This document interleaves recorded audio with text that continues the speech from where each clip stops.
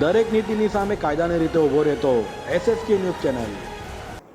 Electric બાઇકની factory શરૂ કરી તેમાં ડિરેક્ટર અને ભાગીદાર બનાવવાની વાત કરી સુરતના નિવૃત્ત IRSને લાલચમાં નાખી તેઓ પાસેથી 2 કરોડ 97 લાખ પડાવી લઈ ઠગાઈ આચરનાર ટોળકીના એક ઠગને સુરત ઇકોસેલની ટીમે ઝડપી પાડ્યો છે.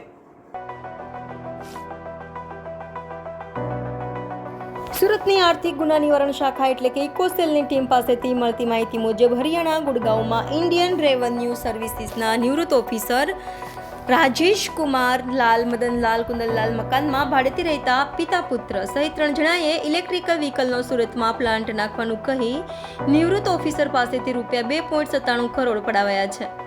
વળી ઓફિસરના પુત્રને 20% ભાગીદારી તેમજ 8% વ્યાજ આપવાની લાલચ આપી હતી. જો કે આરોપીઓ સુરતમાં પ્લાન્ટ પણ શરૂ કર્યો હતો અને યોગ્ય રીતે નહીં ચલાવી તે પ્લાન્ટ બંધ કરી દીધો હતો. આમ કરોડોની ઠગાઈ આચરનાર હોય આ મામલે નિવૃત્ત IRS ઓફિસરે તુરંત સુરત ઇકોસેલમાં ફરિયાદ નોંધાવતા ઇકોસેલની ટીમે ઠગોમાંથી એક એવા ગુડગાંવ ખાતે રહેતા મનવિંદરસિંહ ચુગને ઝડપી પાડ્યો હતો અને સુરત લાવી તેની ધરપકડ કરી વધુ તપાસ હાથ ધરી છે.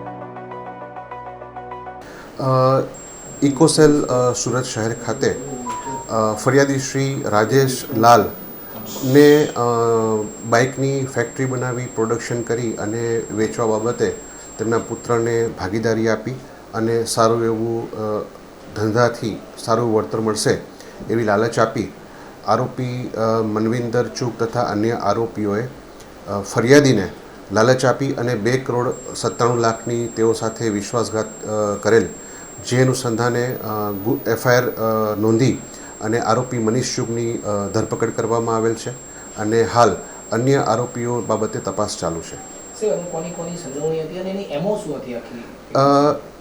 આ ગુનામાં આરોપી અને તેના પિતા કંપનીમાં ડાયરેક્ટર હતા અને એ ડાયરેક્ટરના આધારે તેઓએ ફરિયાદીને લાલચ આપેલી કે તમે અમારી કંપનીનું જે બાઇક બનાવીએ છીએ એ બાઇક તમે અહીંયા સુરત શહેરમાં વેચો, અમારી સાથે ભાગીદાર બનો અને તમને એમાં સારો એવો નફો મળશે એવી લાલચ આપેલી. સર, જે આરોપી જે ફરિયાદી છે કઈ રીતે સંપર્કમાં આવ્યા હતા? આરોપી અને ફરિયાદી જે છે, આરોપી પોતે ગુડગાંવમાં ત્યાં નોઈડા ખાતે પોતાનો ધંધો ચલાવે છે અને ફરિયાદી જે છે એ પણ પોતે અવારનવાર ત્યાં પોતાના અન્ય સગાવાલાઓને મળવા જતા હતા. એ દરમિયાન ત્યાં એમને પરિચય થયેલો હતો.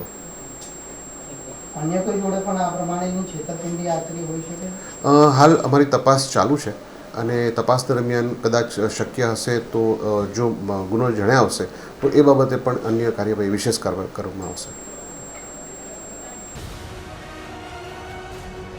દરેક નીતિની સામે કાયદાની રીતે ઊભો રહેતો SSK ન્યૂઝ ચેનલ.